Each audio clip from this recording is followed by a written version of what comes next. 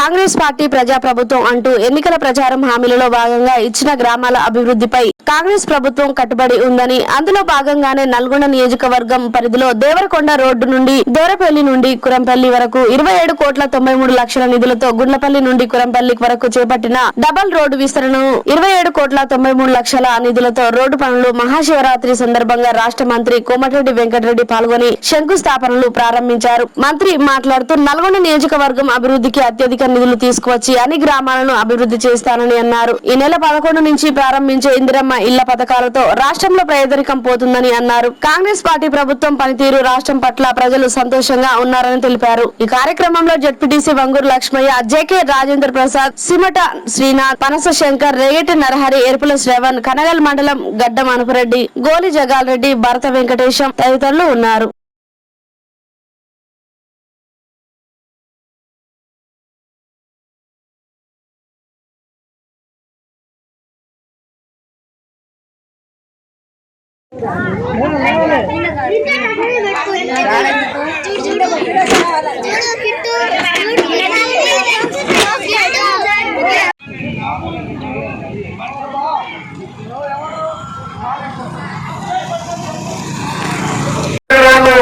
శివరాత్రి కావడం, నాకు 3 నెలలకెళ్ళి మంత్రి అయిన తర్వాత రాష్ట్రంలో అన్ని రోడ్ల మీద 5 ఏళ్లకెళ్ళి ఒక రోడ్డు కూడా వేయకుండా ఎన్నో యాక్సిడెంట్ అవుతుంటే చాలా జిల్లాలో రోడ్డు శాంక్షన్ చేయడం జరిగింది.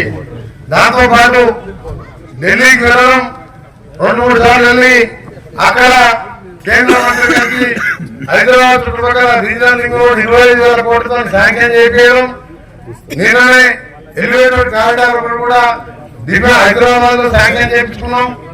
ఒక నిమిషం సమయం లేకుండా నల్గొండ కాన్ఫరెన్స్ లో ఇవాళ ఒకటే రోజు దాదాపు 164 కోట్ల రూపాయలు, అందులో మన పెద్దది గుండ్లపల్లి చౌరస్తకెళ్ళి రేగట్ట వరకు డబుల్ రోడ్ చేసుకుంటూ, కల్వర్ట్లు కట్టుకుంటూ, ప్రతి గ్రామంలో సిమెంట్ రోడ్ చేసుకుంటూ, సైడ్కి వెళ్ళి డ్రైన్ కట్టి మొత్తం పెద్ద సెంట్రల్ లైటింగ్ వేసుకుంటూ 46 కోట్లతోని ఇవాళ మన గ్రామంలో పనులు ప్రారంభించుకుంటాం. మనల్ని టెండర్ అయిపోయింది.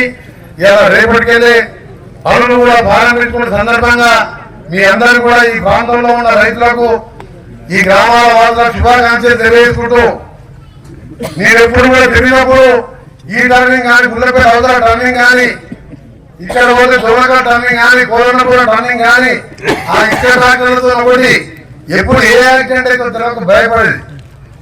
అందుకనే ఈ రోజు ఆర్ఎండ్బి శాఖ మంత్రి కూడా నీరే కాబట్టి మన కాంగ్రెస్ అన్ని రోడ్లు కూడా శాంక్షన్ చేసిన. మొదటి రోజు ముషంపల్లికి 100 కోట్లు పెట్టాం, ఇవాళ 164 కోట్లు పెట్టాం. ఇంకా ఇప్పుడు పగిడివారి నుంచి దూరపల్లికి వెళ్ళి పగిడివారి పోయే రోడ్డు ఇక్కడ మన రేగడి దగ్గర కలుస్తుంది మనం పెట్టేది. మళ్ళా కొత్తపల్లి అనంతానికి వెళ్ళి దేవుని మూడకి వెళ్ళి పగిడివారి చెరువు మీద ఆనకట్ట పెట్టి అదొక 30 కోట్లతో ఇంకా 15 రోజుల్లో టెండర్ అవుతున్నారు. ఈ విధంగా ఇవన్నీ రోడ్డు వేసుకుంటూ మనం చెప్పిన 6 గ్యారంటీ, ఇందిరమ్మ గ్యారంటీలు ఎవరు నమ్మలే. ఇక్కడ అక్క జిల్లాలు అంతా 3 నెలలకి బస్సులు ఎక్కి రాకపోవడం, మీరు టికెట్ తీసుకున్నారా? టికెట్ అడిగినా ఎవరు అడగలేదా? అంతమంది కేసీఆర్ టికెట్ తీసుకునేది కదా, వచ్చి చేశారా పక్కన? ఇప్పుడు అడుగుతున్నా టికెట్. మనం వచ్చే 6 గ్యారంటీలో ఇంకో నిన్న మన కరెంట్ బిల్ వచ్చింది 0 వచ్చింది. కరెంట్ బిల్లు అంతమంది నెలకు 6,500 వచ్చాయి కదా. దాంతో పాటు సిలిండర్ ఇవ్వాలి. ఈ నెలకి వెళ్ళి మనం 500 రూపాయలు 1200 సిలిండర్ కట్టుకుంటే తెల్లారి మీ అకౌంట్ లో వాళ్ళు 700 రూపాయలు పడతారు. సిలిండర్ తెచ్చుకొని ఎల్లుండి మీ 700 పడతాం అంటే 500కి సిలిండర్. ఇంకా దాంతో పాటు ఇవాళ ఎంత పెద్ద ఆపరేషన్ అయినా నా దగ్గర చాలా మంది వస్తే అపోలో లాంటి హాస్పిటల్ 10 లక్షలు పెట్టి ఆపరేషన్ చేసుకొని పోతున్నట్టు 5 లక్షల నుంచి 10 లక్షలు పెట్టుకున్నాం రాజీవ్ వారికి. రేపు భద్రాచలంలో 11వ తారీఖు రోజు నేను మన ముఖ్యమంత్రి రేవంత్ రెడ్డి గారు, నేను కూడా ఖమ్మం జిల్లా ఇన్ఛార్జ్ మినిస్టర్గా రామన్ దగ్గర 10 ఏళ్ల తర్వాత కానీ 10 ఏళ్ళకి ఒక ఇల్లు కట్టుకోవాలి. మనం 5 లక్షలతో ఇందిరమ్మ ఇల్లు భద్రాచలంలో మొదలు పెడతాం. ఆ రోజు గుండ్లపల్లిలో కూడా ప్రతి ఒక్క ఇల్లు లేని వారికి 5 లక్షలతో ఇందిరమ్మ ఇల్లు కట్టిస్తాం. ఎన్నికల ప్రచారంలో భాగంగా గుండ్లపల్లి గ్రామానికి ఎన్నికల ప్రచారంలో భాగంగా ఇచ్చిన హామీ నెరవేర్చటకు రోడ్లు మరియు భవనాల శాఖ మంత్రి కోమటిరెడ్డి వెంకటరెడ్డి గారు మునుగోడు హౌసింగ్ బోర్డు నుండి వయ్యా నర్సింగ్పేట టు కురంపల్లి వరకు డబుల్ రోడ్ నిర్మాణం చేపడుతూ శంకుస్థాపనకు ఇచ్చేశారు. అట్టి కార్యక్రమాన్ని విజయవంతం చేసిన గ్రామ ప్రజలకు మరియు ప్రజాప్రతినిధులకు, లీడర్లకు, కార్యకర్తలకు పేరు పేరున నమస్కారాలు తెలియజేస్తాను. రోడ్ వెంబడి పోయిన ప్రజలకు కూడా రోడ్ వెంబడి ల్యాండ్ కోల్పోతారు కదా, ఈ రోడ్డు విస్తరణలో భాగంగా ఏమైనా వ్యవసాయ భూములు కానీ ఇండ్ల జాగాలు కానీ